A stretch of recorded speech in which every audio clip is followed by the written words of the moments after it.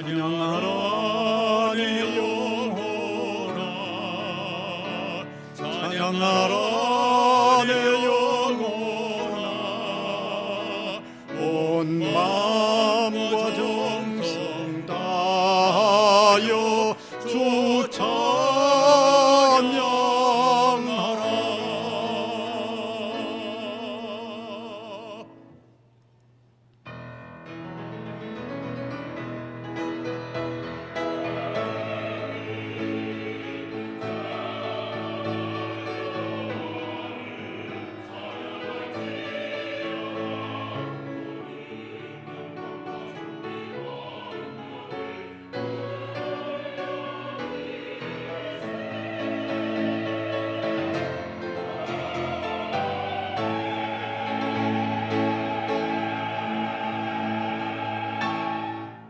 우리를 구원하셔서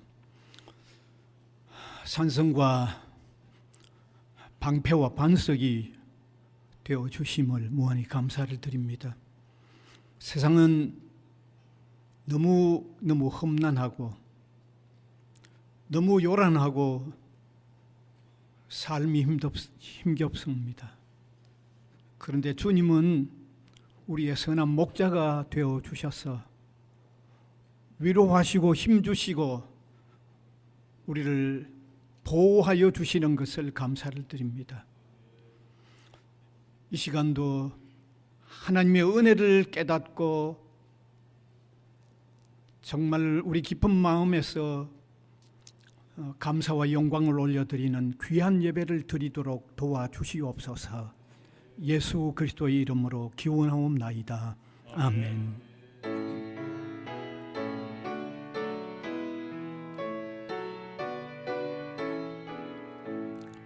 성도여 다 함께 할렐루야 아멘. 주 찬양하여라 할렐루야 아멘. 주 보좌 앞에서 대가신 은혜를 다 찬송하여라 할렐루야 아멘. 만문을 열어라 할렐루야 아멘. 온 하늘 울려라 할렐루야 아멘. 인도자 되시며 친구가 되신 주 그 사랑 끝없다 할렐루야 아멘. 주 찬양하여라 할렐루야 아멘. 찬양은 끝없다 할렐루야 아멘.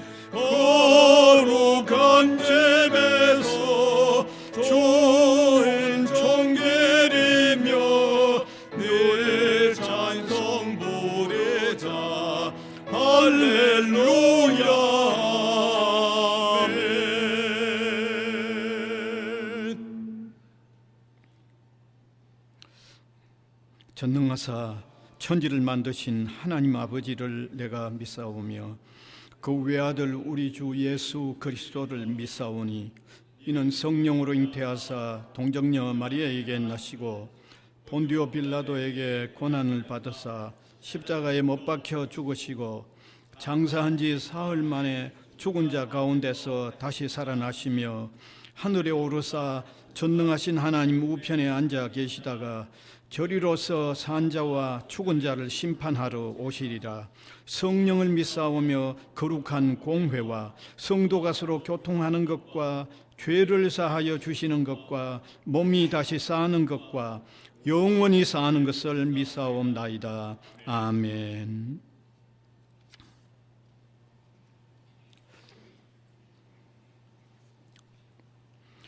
여호와께서 다스리시나니 땅은 즐거워하며 허다한 섬은 기뻐할지어다.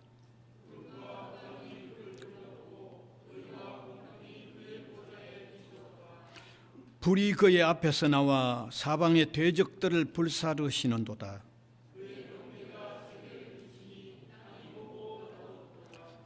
산들이 여호와의 앞 곧 온 땅의 주 앞에서 밀랍같이 녹았도다.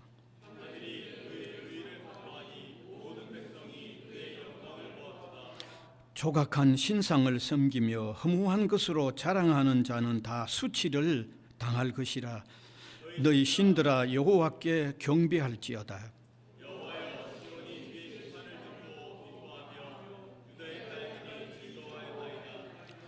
여호와여, 주는 온 땅 위에 지존하시고 모든 신들보다 위에 계시니이다.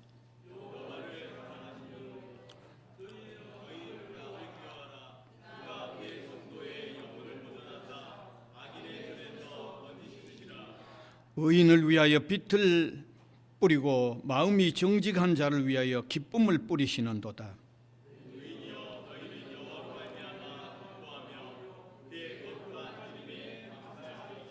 아멘.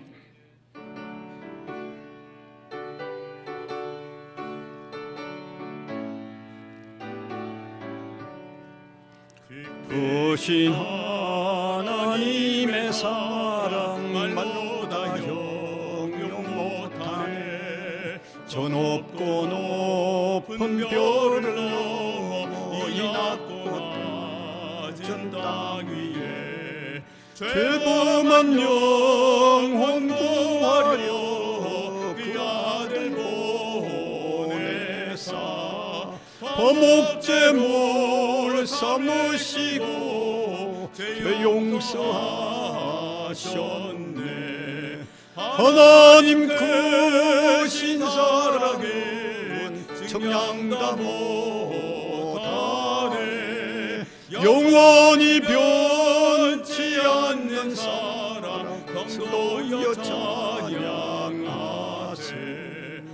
외로운 시절 지나가고 땅 위에 영화세할 때 주 믿지 않던 영혼들은 큰 소리 외쳐 울어도 주 믿는 성도들에게 큰 사랑 베푸사 우리의 죄 사했으니 구원에 잊을까. 하나님 크신 사랑은 청량다 못하네. 영원히 변치 않는 사랑 성도여 찬양하세. 하늘을 두루마리 삼고 바다를 먹물 삼아도 한없는 하나님의 사랑 다 기록할 수 없겠네.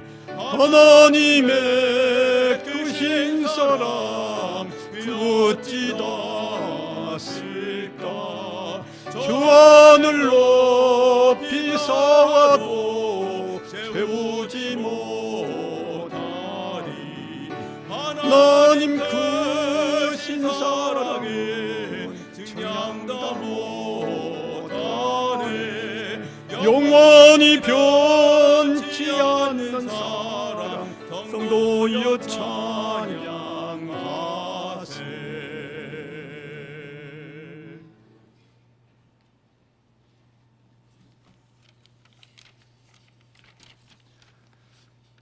사랑과 진리가 충만하신 하나님, 죄로 말미암아 죽음을 향해 고달픈 인생길을 걷고 있는 영혼들에게 영생을 주기 위하여 이 땅에 오신 주님을 찬양하며 감사드립니다. 우리를 위한 대속제물이 되심으로 우리가 새 생명을 얻었음을 찬양하며 감사드립니다. 저희들이 주님의 성전에 모여 우리의 정성과 마음을 다하여 하나님께 찬양과 기도로 감사와 예배를 드리오니 기쁘게 받아 주시옵소서. 저희 모두가 주님의 음성을 듣는 자가 되어 날마다 주님의 사랑을 의지하여 살아가고 우리의 삶이 주님께 예배로 드려지도록 축복하여 주시옵소서. 긍휼의 하나님, 우리가 그리스도인이라고 하면서 세상의 어리석은 자들과 같은 방법으로 살아가고 있지는 않은지 우리의 삶을 되돌아봅니다. 우리가 때로는 세상의 이익을 쫓아 수단과 방법을 가리지 않았음을 고백하고 회개합니다. 주님, 저희의 죄와 허물을 용서하여 주시고 거룩한 삶을 살아가도록 하여 주시옵소서. 성탄의 계절, 성탄의 깊은 뜻을 헤아리게 하시옵고 연말연시에 들뜬 분위기에 주님이 오신 뜻을 가리지 않도록 저희에게 지혜를 더하여 주시옵고 세상과 구별되는 아름다운 삶의 예물을 주님께 드리게 하여 주시옵소서. 하나님께는 예배자로, 사람들에게는 섬기는 자로, 물질에 대하여는 선한 청지기로 살게 하여 주시옵고 거짓됨이 없고 진실하며 교만하지 않게 하여 주시옵소서. 이 모든 것이 제 힘으로는 불가하오니 무엇보다 주님 앞에 무릎 꿇고 기도하게 하시옵소서. 사랑과 은혜가 충만하신 하나님, 방학이 시작되는 부산의대 학생을 위해 기도드립니다. 방학 동안 몸과 마음이 회복되고 새로운 비전을 발견할 수 있도록 인도하여 주시옵고 스스로 발전시킬 수 있는 일에 힘쓸 수 있도록 하여 주시옵소서. 저희 교회 성도들도 연초에 세웠던 계획들을 돌아보게 하시고 경건하게 정리하는 시간들이 되게 하시옵고 한 해를 잘 마무리하고 새롭게 결단하는 귀한 시간이 되게 하여 주시옵소서.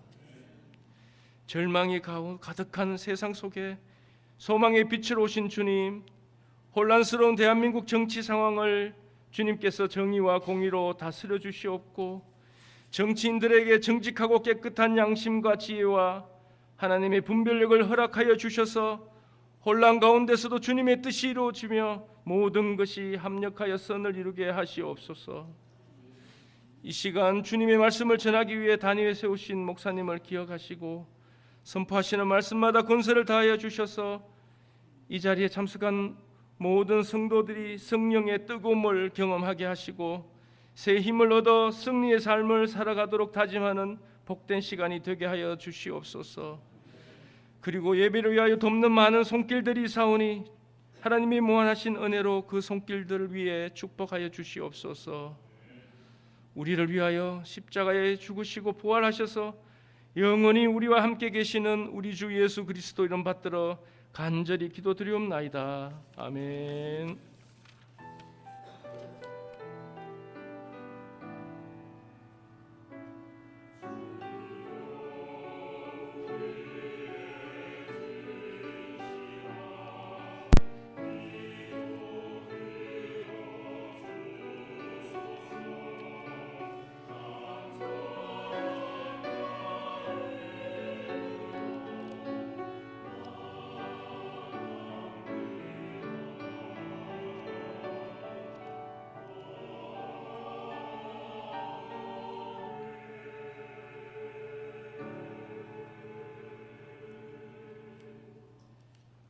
하나님의 말씀은 신약성경 야고보서 4장 13절에서 17절까지 되겠습니다. 제가 한 절, 우리 회중이 한 절 교독해서 읽어 내려가겠습니다. 들으라, 너희 중에 말하기를 오늘이나 내일이나 우리가 어떤 도시에 가서 거기서 1년을 머물며 장사하여 이익을 보리라 하는 자들아,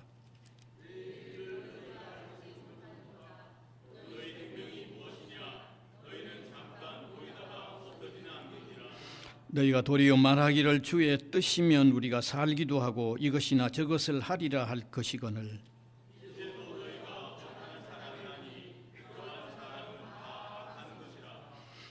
그러므로 사람이 선을 행할 줄 알고도 행하지 아니하면 죄니라. 아멘.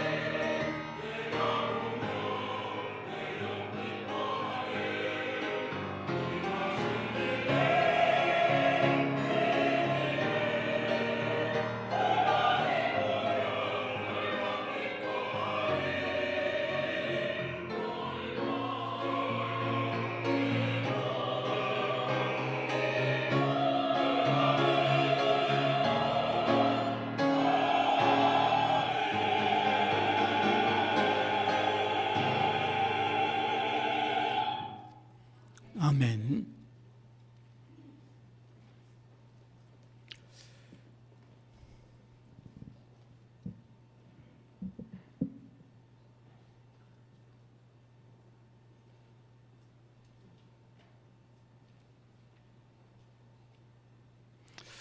예, 이 세상을 사는 사람은 그 누구도 예외 없이 성공적인 삶을 꿈꾸고 열망을 합니다. 누구도 예외가 없을 줄 압니다. 심지어 지금은 자포자기한 상태의 삶을 사는 사람일지라도 지난 날은 그런 꿈을 꾸었고 그렇게 살려고 노력도 한번 했을 겁니다. 그렇다고 하면 아무도 예외 없이 성공적인 삶을 바라면서 살아가는 거죠. 그럼 왜 사람들이 그렇게 성공적인 삶을 바랄까요? 우리가 어렵지 않게 쉽게 생각해도 여러 가지 이유를 떠올려 볼 수 있을 겁니다. 어쩌면 태어나서 한 번밖에 못 사니까 다시 기회가 없잖아요. 땅 위에서 단 한 번밖에 못 사니까 다시 기회가 없으니까 한번 성공적인 삶을 살아야겠다는 생각도 할 겁니다. 그 다음에 많은 사람들이 성공적인 삶을 살려고 하는 이유 가운데 하나는 사는 내용이 다르죠. 성공해서 사는 것하고 성공하지 못하고 사는 내용이 다르다고 생각하죠. 우선 쉽게 내용을 말한다고 하면 성공하며 살아야 더 화려하게 살고 더 안락하게 살 수 있기 때문에 성공하려고 할 겁니다. 그 다음에 또 다른 하나의 원인을 떠올려 본다고 그러면 성공해야만 그래도 그 명성을 좀 떨칠 수 있지 않겠나. 지금 사는 동안도 내 이름을 좀 알리고 내가 세상을 떠난 뒤에도 성공하고 살아야 이름이 계속 알려질 게 아니냐. 자, 이런 한 세 가지는 거의 일반적이고 보편적일 겁니다. 성공의 이유가. 자, 그러면 그 다음에 그럼 성공이 뭐냐 하는 문제에 들어가 보면 기독교와 일반 세상 사람들이 생각하고 하는 것은 다르죠. 또 차이가 있어야 되고요. 같으면 신앙을 가졌다고 할 필요가 없잖아요. 아마도 세상 사람들이 바라는 성공은 그들이 꿈꾸는 성공은 상당히 외형적입니다. 그죠? 외형적이죠. 대단히 외형적입니다. 예를 든다고 하면 다른 사람보다 좀 높은 위치에 있어야 되고 다른 사람보다도 그 이름이 좀 더 알려져야 되고 다른 사람보다도 좀 더 부를 소유해야 하는 부를 더 많이 누려야 된다고 아마 생각할 겁니다. 특별히 성공을 이렇게 생각하는 사람하고는 왜 성공하기를 바라는가를 제가 그 이유로서 두 번째 성공해야만 더 화롭고 더 안락하고 더 누릴 수 있기 때문에 하는 그런 이유하고도 아주 대단히 직결될 겁니다. 그런데 조금 전에도 제가 말씀드렸듯이 그런 외형적 성공은 오늘 세상 사람들이 바라고 있는 성공입니다. 우리 기독 신자가 동일하게 생각하면 안 되죠. 성경은 또 동일하게 그렇게 가르치고 있지도 않습니다. 자, 그러면 성경이 말하는 기독 신자의 성공적인 삶은 무엇일까요? 오늘 이 시간에 읽은 성경 본문을 통해서 우리가 찾아보려고 합니다. 사실 읽은 이 본문은 신자의 성공적인 삶을 정의하거나 성공적인 삶의 개념을 말하고 있는 부분은 아닙니다. 주로 신자가 그 허탄한 생각을 가지지 말아야 하는 내용을 말씀하고 있습니다. 신자가 살아가면서 허탄한 생각을 가지면 안 되는 내용을 말하고 있는데 신자가 살아가면서 허탄한 생각을 가지지 말아야 하는 내용을 가만히 분석해 보면 그 내용 안에 기독 신자가 어떻게 살아야만 성공적인 삶일까 하는 것을 유추해 볼 수 있는 것입니다. 그래서 저는 오늘 이 성경 본문에 들어가기 전에 이 본문이 밝히는 것을 좀 뒤로 미루고 특별히 우리 기독신자가 한 가지 유의해야 될 것을 먼저, 성공적인 삶과 관련해서 좀 유의해야 할 것을 먼저 한번 보려고 합니다. 성경은 위에서 언급한 이 외형적인 성취, 남보다 더 높은 지위를 가져야 되고, 남보다 그 명성이 더 알려져야 되고, 남보다 더 부유해야 된다는 이런 외형적인 것을 무조건 기독신자의 성공적인 삶의 요건이다, 삶의 요소다, 그렇게 말하지 않습니다. 성경 그렇게 말하고 있지 않습니다. 그렇다고 해서 성경을 또 읽어보면 신자가 무조건 가난해야 되고, 무조건 멸시 천대받아야 되고, 무조건 그 이름이 알려지면 안 되고, 그래야만 성공이라고도 성경은 얘기하지 않습니다. 제가 틀린 말 하고 있지 않죠? 외형적인 것 이루어졌다고 해가지고 그 무조건 성공이다, 그렇게도 성경 얘기하지 않습니다. 그리고 그와 반대가 되는 입장이 돼야만 성공이라고도 성경은 얘기하지 않습니다. 그래서 우리가 알 수 있는 것은 그런 외형적 조건들은 그 자체가 성공적인 요소는 아니라는 겁니다. 그 자체는 성공적인 요소가 아닙니다. 그 외형적인 요소는요, 정확하게 우리가 알아야 되는 것은 그건 가치 중립에 있는 겁니다. 가치 중립에 있는 걸 알아야 돼요. 가치 중립입니다.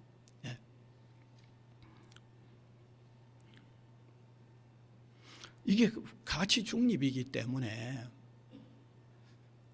그런 외형적 요소에 무용론을 펼치면 안 됩니다. 바로 하셔야 돼요, 이거. 그걸 무용론으로 펼치면 안 됩니다. 어떤 기독신자는요, 그 자체를 적대시합니다. 외형적 그 자체를 적대시합니다. 이것도 대단히 잘못된 겁니다. 알겠어요? 가치 중립의 것은 우리 기독신자가 바르게 획득을 하고 바르게 활용하면 그런 것이 전혀 없이 아무것도 없는 상태로서 기독신자로서의 삶을 사는 것하고 내용이 기독신자로서 사는 내용이 다릅니다. 그러니까 우리가 여기에서 아주 명료하게 해야 되는 것은 우리가 외형적이라고 하는 그거는 가치 중립이라는 걸 아셔야 돼요. 그게 가치 중립이니까 기독신자가 그걸 바로 활용하면 기독신자로서 더 귀하게 활동할 수 있다고 하는 이해로 받아들여야 돼요. 그걸 적대시하고 그 자체의 무용론을 펼치면 안 됩니다. 그러면 기독신자 이 세상에 살지 말아야 돼요. 살 수도 없고 살지도 말아야 되는 겁니다. 이것에 대한 이해를 우리가 명확하게 좀 하시면 좋겠습니다. 그런데 오늘 제가 여기서 말씀드리려고 하는 것은 그런 외형적 요소 그 자체만을 성공적인 삶의 요소로서는 여기지 말자는 겁니다. 그 자체로서는. 자, 그래서 이런 이해를 하고 이제 오늘 이 본문에 들어가 보면 이 본문은 기독신자가 그래도 성공적인 삶을 사는데 있으면 안 될 두 가지 요소하고 반드시 있어야 될 두 가지 요소를 네 가지를 얘기하고 있습니다. 네 가지를 얘기하고 있는데 이제 이 내용 속에 나오는 내용과 용어로 통해서 그 네 가지가 무엇인가를 한번 밝혀봅시다. 먼저는 반드시 포함되지 말아야 할 요소 두 가지가 있는데 첫째는 생명과 삶을 주관하시는 주님을 의지함이 없이 오직 현실적인 이익만 추구하는 삶은 기독신자의 삶에 포함되지 말아야 됩니다. 그거 포함되면 기독신자는 성공적인 삶이 될 수가 없다는 겁니다. 오늘 본문 13절에서 14절 한번 띄워주시면, 같이 한번 읽읍시다. 들으라, 너희 중에 말하기를 오늘이나 내일이나 우리가 어떤 도시에 가서 거기서 1년을 머물며 장사하여 이익을 보리라 하는 자들아. 여기 이 내용에는 생명과 삶을 주관하시는 주님을 의지하지 아니하고 무엇을 하든지 어디에 가서 뭘 하든지 나는 내 이익만 챙기는 마음 가지고 사는 사람은 기독신자로서 성공적인 삶일 수 없다는 거죠. 기독신자의 삶에 있으면 안 되는 거란. 그게 있으면 그 사람은 성공적인 기독신자의 삶이 될 수 없다는 겁니다. 그렇잖아요. 우리가 한번 쉽게 생각해 봅시다. 생명과 삶을 주관하시는 주님을 배제한 채 오직 그 사람의 관심이 어디 가서 무엇을 해서 내 이익만 챙기려고 하면 그 신앙생활이 안 되죠. 그 신앙생활이 제대로 될 수가 없죠. 신앙생활이 제대로 되지 않는 그의 삶이 기독신자로서 성공적인 삶이라고 할 수가 없죠. 기독신자가 생명과 삶의 주관자이신 주님을 의지하는 마음이 없이 오직 현실적인 물질적인 유익만 추구하고 살면 어떻게 그의 삶이 주의 나라와 그의 의를 구하는 삶이 되겠어요? 아예 그 중심 자체에 추구하는 게 다르기 때문에 주님을 추구할 수가 없고 주님의 나라를 추구할 수가 없고 주의 의를 추구할 수가 없고 주의 영광을 추구할 수가 없는 거죠. 그런 것들이 추구되지 않는 그의 삶이 어떻게 기독신자로서 성공적인 삶이 될까요? 만일 그 사람은요, 그가 그런 목적에서 그가 신자라고 하면서 자신의 그런 이윤 추구에 몰두해서 엄청난 이윤을 추구했다고 할지라도 그는 기독신자로서 성공적인 삶은 아니죠. 그게 관심이 따로 있었잖아요. 따라서 기독신자의 삶에는 생명과 삶의 주관자이신 주님을 믿고 의지하는 마음을 기울여 섬기는 삶이 아니고는요,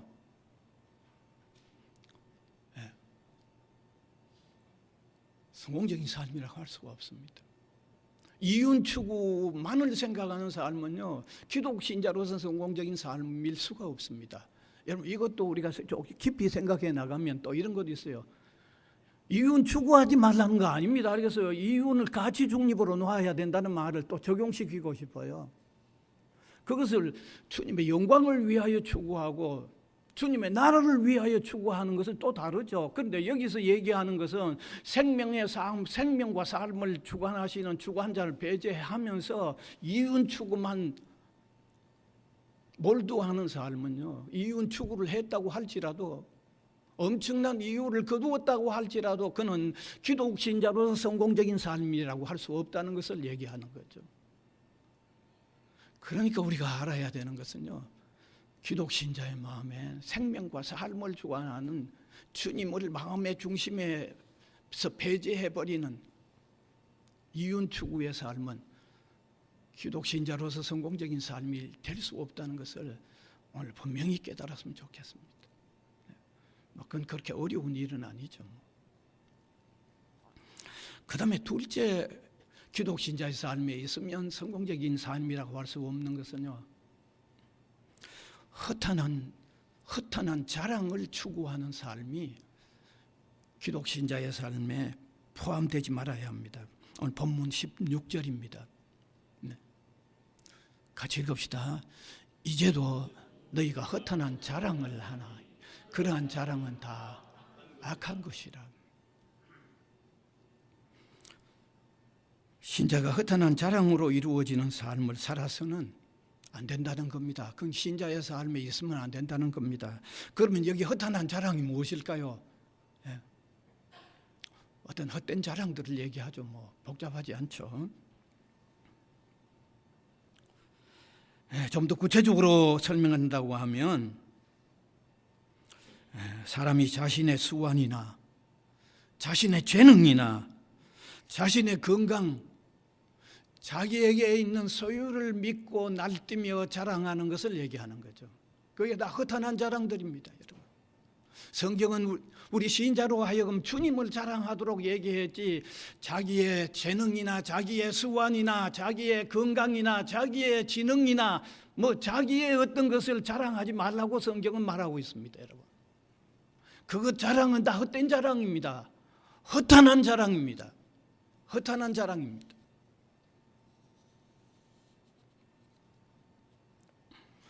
자기 것 자랑해버리면 주님 영광을 나타내는 일은 다 감추어져 버리죠.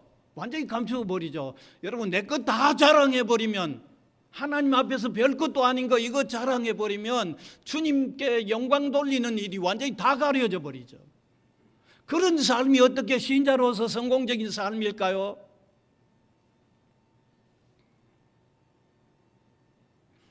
사실 자신의 것을 자랑해버리고 나면요, 자신이 영광을 자기가 다 받아버린 겁니다. 그러면 신앙적인 성공의 삶이라고 할 수가 없죠. 그래서 우리 기독신자는 삶에 정말 겸손이 참 필요합니다. 겸손이 대단히 필요합니다. 겸손은 하나님 앞에서도 우리가 철저하게 유지해야 되지만, 사람들과의 관계성 속에서도 겸손을 우리가 철저하게 유지해야 합니다. 뿐만 아니라 이 겸손은 우리가 만나는 한 순간순간 뿐만 아니라 우리의 삶 전체 속에 항상 적용돼야 됩니다. 항상 적용돼야 됩니다.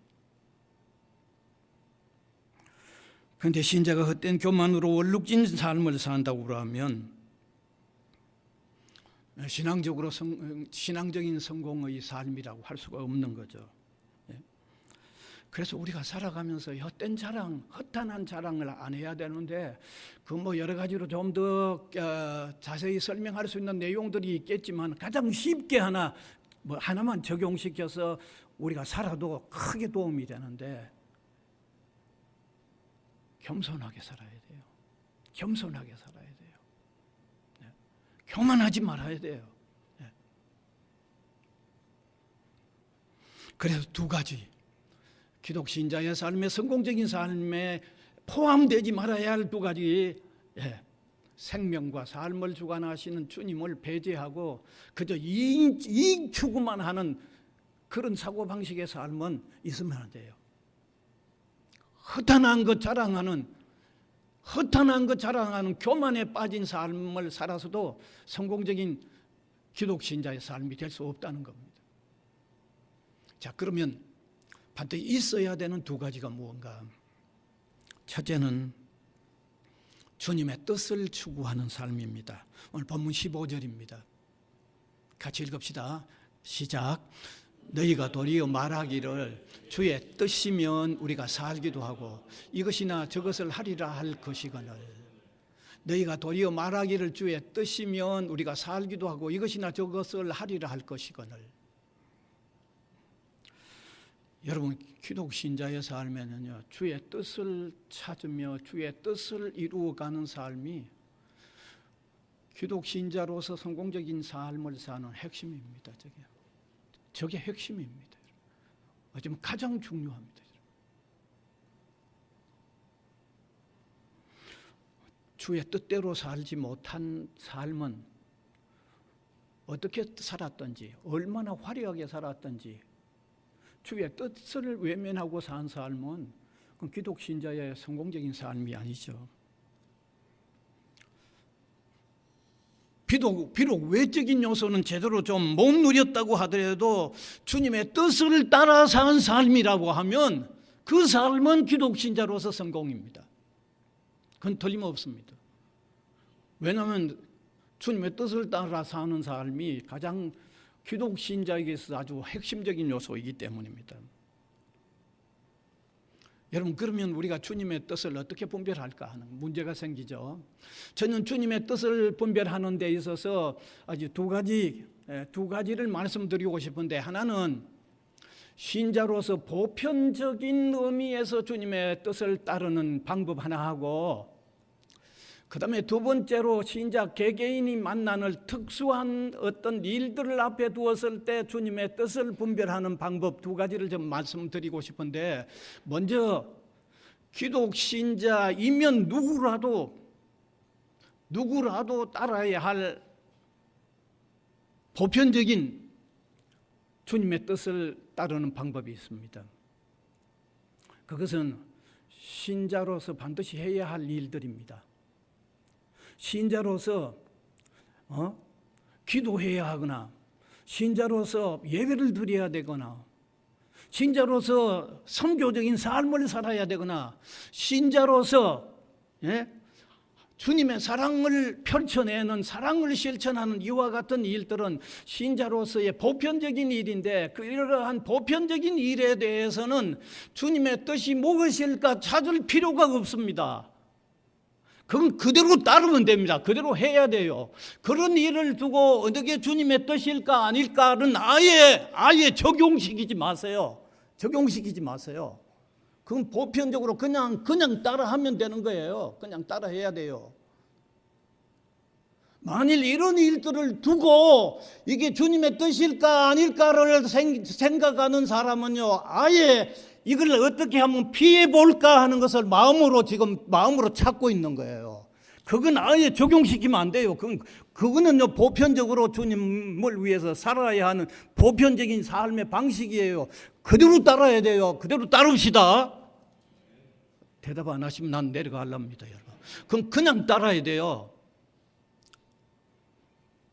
그 다음에 두 번째, 신자 개개인이 만나는 어떤 일들을 이거 어떻게 해야 되는가, 이게 어느 게 뜻인가 하는 개개인의 일에는, 그건 성경은 우리에게 말씀하고 있죠. 기도로 통해서 찾으라고 그랬잖아요.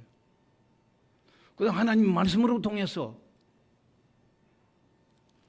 그 다음에 성령께서 인도하시는 방향에서 찾으라고 했죠. 그런데 그런 것도 보면 이러한 방식으로 안 찾고 그냥 머물고 있어요. 안 찾고 그냥 피하려고 하고 있어요. 그리고 자기 유익한 쪽으로만 먼저 기울어지고 있어요. 그러지 마세요. 기도하세요. 성경 말씀을 붙들고요, 나가세요. 성령께서 어떻게 인도하는가를 추구하세요. 그래서 결정을 하되 특별히 유의해야 되겠습니다. 아까 앞에서 제가 말한 기독신자이면 보편적으로 따라야 할 사항하고 대치시키지 말라는 거죠. 거기에 반하지 말라는 거예요. 그럼 그대로 시켜놓고 따라 나가야 된다는 거예요. 그런데 우리 어떤 신자들은 보면 보편적으로 기독신자가 해야 하는 거기에 반하는 무슨 결정을 하면서 주의 뜻이라고 자기가 결정하는 어떤 일을 해서는 안 된다는 거죠. 오늘 제가 중요한 원리를 말씀드리는 거예요.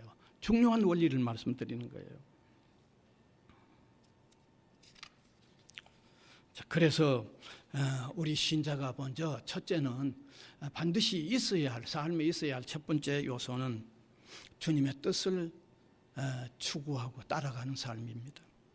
그래야만 성공적인 기독신자의 삶입니다.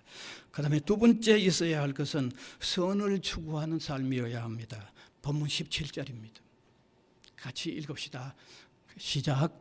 그러므로 사람이 선을 행할 줄 알고도 행하지 아니하면 죄니라. 기독신자의 삶에 바르고 온전함이 부재하면 그건 죄악으로 얼룩진 삶입니다. 바르고 온전하지 않게 행하는 모든 일은요, 그게 죄이기 때문에 죄로 얼룩진 삶은 성공적인 삶이라고 할 수가 없는 것입니다. 그래서 우리 기독신자는요, 삶을 살아갈 때 수단과 방법을 가리지 않고 살면 안 됩니다. 수단과 방법을 가리지 않고 사는 것은 주님이 없는 사람들이 사는 사고방식이죠. 기독신자는요, 수단과 방법을 가리지 않으면 반드시 가려야 되죠. 수단과 방법을. 그래서 저는 이런 면에서 기복적인 메시지를 상당히 문제 삼고 싶어요. 기복적인 메시지는 그저 외형적인 성공만 하면 그 하나님의 복을 받았다고 하는 그런 어떤 요소가 있기 때문에 대단히 문제 삼고 싶습니다. 오히려 성경이 정확하게 가르쳐주는 원리에 의하면 바르게 살려고 하다가 오히려 좀 더 어려워지고, 바르게 살려고 하다가 좀 더 어렵게 사는 그 자체를 성경은 복이라고 얘기하고 있습니다. 그만큼 기독신자의 성공적인 삶에 바르게 사는 게 대단히 중요하다는 것을 좀 아시면 좋겠습니다. 여러분, 세상은요, 기독신자가 많이 가졌다고 하는 그 자체를 그들이 부러워하지 않습니다. 왜냐하면 솔직히 세상에 기독신자보다 불신자가, 부자가 더 많기 때문입니다. 훨씬 더 많습니다, 불신자들이. 네, 아마 통계를 내봐도 틀림없이 그럴 겁니다. 세상 사람들은 기독신자가 선한 삶의 감동을 받지, 기독신자가 소유를 너무 많이 가졌다고 해서 감동받는 건 아닙니다. 예. 하나님도 마찬가지죠. 선하게 살아가는 기독신자의 삶을 하나님은 기뻐하시고, 그런 삶으로 통하여 하나님이 전파되게 하나님께서 하십니다. 그런 삶을 통해서 하나님이 전파되도록, 알려지도록 하시는 일을 하나님이 행하신다는 사실입니다. 그래서 우리가 바르게 사는, 이게 우리 삶의 바탕에 확고하게 놓여지는 삶을 살아야 할 겁니다. 너무 수단과 방법을 가리지 않고 외형적인 삶을 치중해 나가면 반드시 뒤에 가서 후회할 수밖에 없는 거죠. 제가 그런 사람의 한 예를 든다고 하면, 사실 불신자도 외형적인 삶만 추구하며 살면요, 후회를 하는데, 기독신자라면 더더욱 말할 필요가 없죠. 더더욱 말할 필요가 없습니다. 그런 사람 한 사람을 예를 든다고 하면, 오펜하이머죠. 아주 유명한 과학자죠. 로버트 오펜하이머. 사실 엄청난 외형적인 성공의 삶을 살았다고 하겠지만 그 자신은요, 불신자인데도 그의 삶에 대해서 실패를요, 죽기 1년 전에 나는 철저하게 실패한 사람이라고 발표를 했어요. 1904년 4월 22일 뉴욕에서 직물상에 종사하는 한 독일인 이민자의 아들로 태어났죠. 얼마나 명석했던지 하버드 대학에 4년 공부해야 될 것을 3년 만에 마쳤고, 졸업을 했죠. 그래서 1925년 하버드 대학교에, 여러분 1904년에 태어나서 1925년에 하버드 대학을 졸업했죠. 그리고 영국 캠브리지 대학에 캐번디시 연구소로 건너가서 러드퍼드 경의 지도 아래서 원자 구조에 관한 연구에 국제적인 명성을 얻었습니다. 그리고 다시 독일 괴팅겐 대학교로 옮겨서 그곳에서 유명한 물리학자들과 교류를 했고 1927년 괴팅겐 대학에서 박사학위를 취득을 했죠. 그리고 미국으로 돌아가서 버클리 캘리포니아 대학교와 캘리포니아 공대에서 물리학을 가르쳤습니다. 그리고 세계 제2차 대전 때에 원자폭탄을 생산한 로스 아라모스 연구소 소장을 지냈고, 그 때문에 원자폭탄의 아버지라고 하는 특유한 이름을 역사에 남겼습니다. 1963년 원자력 연구위원회로부터 최고 영예의 표창을 받았고, 당시 미국 대통령이 직접 5만 불의 상금을 전달하는 영예를 누렸어요. 1967년 암으로 세상을 떠났는데 정말 많은 사람들이 애도를 했죠. 그의 천부적인 재능은 당대 사람들로부터 정말 엄청난 인정을 받았습니다. 그의 업적 역시 온 세계 역사에 미친 영향도 대단했습니다. 그런데 그는 정작 죽기 1년 전에 나는 철저히 실패한 사람이라고 그랬어요. 철저히 실패한 사람이라고 그랬습니다. 이게 어찌 오펜하이머만의 문제일까요? 수없이 많은 사람들이 이런 길을 가고 있겠죠. 그래서 오늘 우리는 기독신자입니다. 기독신자는 기독신자로서 성공적인 삶을 살아야 됩니다. 기독신자는 불신자들이 추구하는 성공적인 삶 살아서는 실패자입니다. 특별히 오늘 우리 젊은이들이 여기 많이 와 있는데 신앙을 가지고 신앙인으로서 성공적인 삶을 사는 꿈을 좀 젊을 때부터 가지고 그런 꿈을 향해서 걸어나갈 수 있는 우리 젊은이들이 되기를 바랍니다. 이 자리에 있는 저와 여러분 우리 모두는요, 자칫하면 세상의 화려한 것 때문에 자칫하면 우리 관심이 그냥 그쪽으로 끌려서 그쪽이 바라는 성공적인 삶의 그 군중 속에 그냥 휩쓸려 가기 쉬운데 정신 차립시다. 우리는 하나님 앞에 언젠가 한번 서야 될 사람입니다. 틀림없죠. 그러면 그런 군중들이 바라는 성공적인 삶에 끌려가지 말고 성경이 우리에게 제시하고 있는 대로의 성공적인 삶을 좀 힘이 들어도 좀 속도가 좀 늦더라도 한 걸음씩 매일 매 순간 조금씩이라도 옮겨나가서 뒤에 가보면 정말 하나님 앞에 아름답게 산 성공적인 삶의 신앙인들로서 우뚝 설 수 있는 저와 여러분이 될 수 있기를 간절히 바랍니다. 은혜의 주님 감사를 드립니다. 우리가 오늘까지 살아왔고 오늘도 살고 있습니다. 내일도 삽니다. 그런데 우리의 삶의 궤도는 주님 위에 있습니다.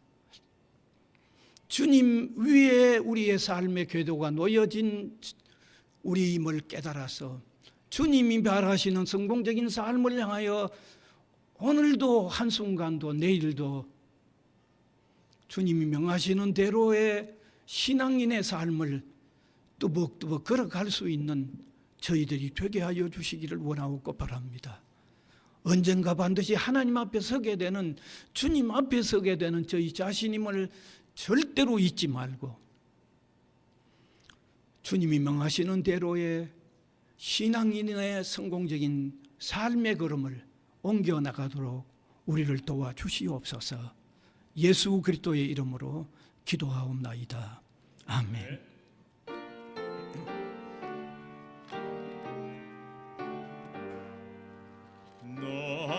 하나님께 이끌리어 일평생 주만 바라면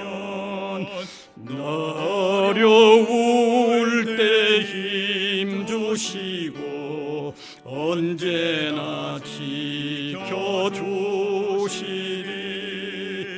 주 크신 사람 믿는 자 그 반석 위에 서리라. 너 설레는 맘 가다듬고 희망 중 기다리면서 그 은혜로신 주의 뜻과 사랑에 만족하여라. 우리를 불러주신 주 마음에 소원하신다. 주 찬양하고 기도하며 내 본분 힘써 다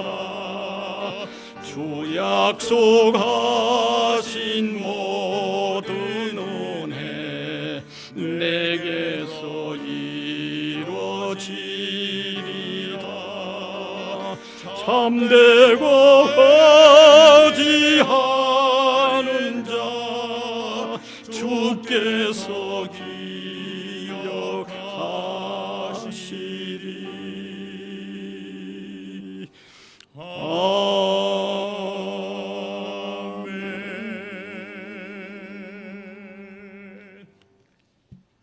사랑의 주님, 은혜를 감사드립니다. 이날도 주님의 임재 앞에서 예배함으로 통하여 우리가 또 세상에 나갈 힘을 얻고 방향을 좀 더 선명히 깨닫게 됩니다. 성령이여 우리 마음속에 감화와 감동을 일으키사 들려진 말씀의 길을 따르는데 힘이 생겨나도록 도와주시옵소서. 이 시간도 감사하여 예물을 드리는 손길들, 혹 어려워 드리지 못한 손길들 모두를 보살펴 주의 은혜로 인도하여 주시옵소서.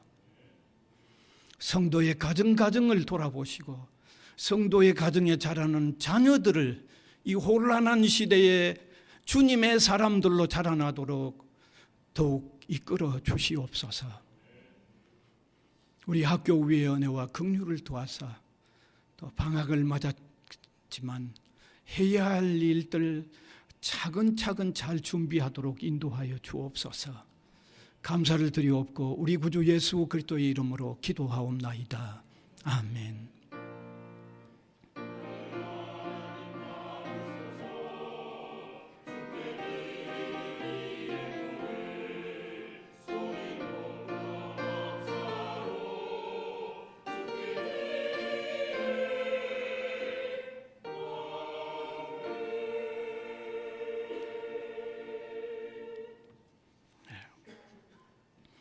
오늘 또 이현주 교수님께서 인도해 오신 최명호 우리 하구 한 분 있습니다. 최명호 하구 일이 좀 나오시면 더 좋습니다.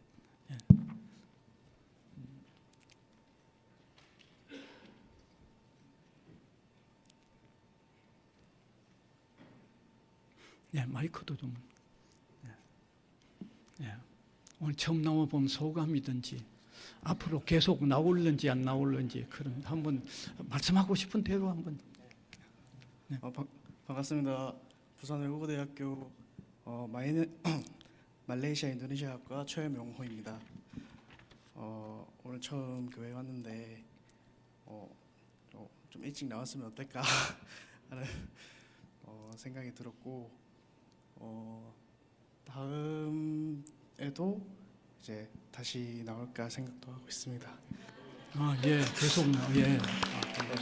자, 우리 축복송 또 한번 같이 불러 주십시오.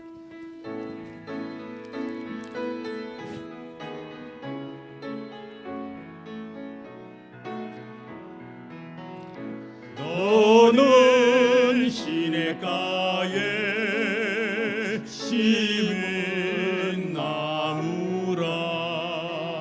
하나님의 사랑 안에 믿음 뿌리 내리고 주의 뜻대로 항상 사세요. 감사합니다. 계속 잘 나오세요.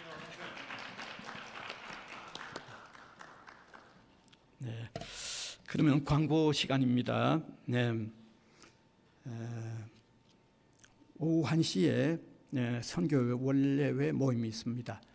다음 주일은 선교회 1년 활동 보고가 있기 때문에 오늘 모임은 조금 그것을 준비하는 그런 의미도 있겠죠.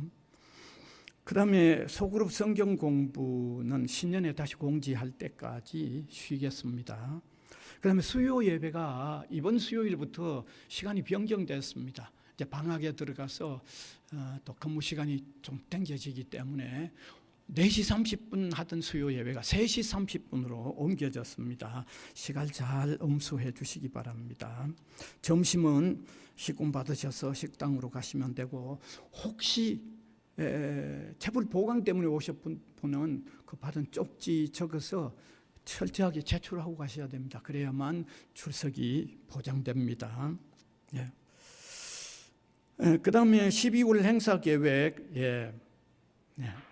다음 주 연말, 선교 연말 보고, 25일은 성탄 예배 있고, 31일은 송구 영신 예배가 있는데, 마지막 주일은 예배가 이제 다른 데로 옮겨질 겁니다. 여기 이제 조금 수리하는 일이 조금 있어서 아마 우리 채플룸으로 될 것 같습니다. 다른 데로 생각을 해보니까 이 영상이든지 이런 게 제대로 되면 안 돼서 미리 조금 아시면 좋겠습니다. 그 다음에 이성례 선교사님이 또 치료 받으실 일이 있어서 잠깐 또 들어오셨죠. 마지막 지난 주간 예물 드린 것 확인하시고 언제든지 틀리는 일이 있으면 또 얘기해 주시면 되겠습니다. 이제 일어나셔서 635장 찬송 드리겠습니다.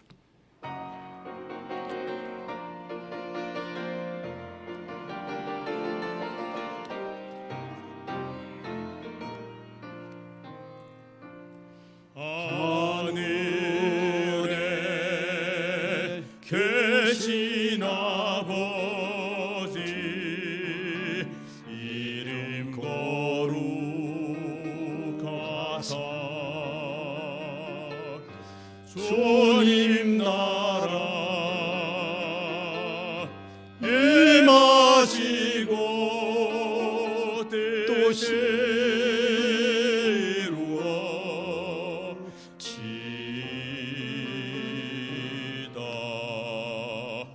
일용할 양식 주시고 우리들의 빈죄 다 용서하옵시고 또 시험에 들게 마시고 악에서 구원하소서.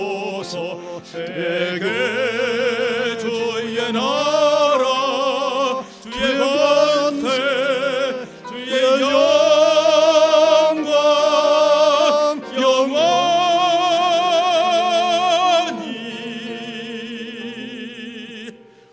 아멘.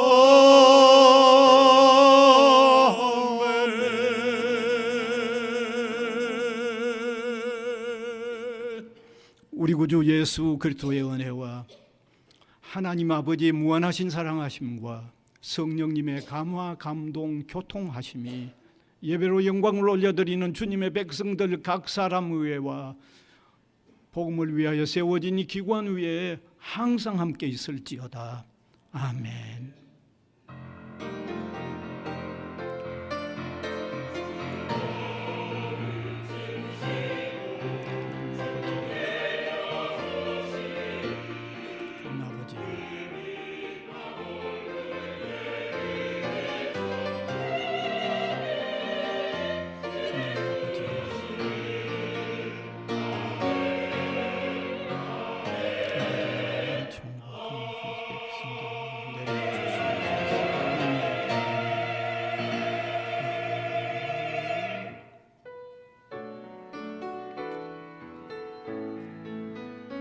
감사하라 내 영혼아 감사하라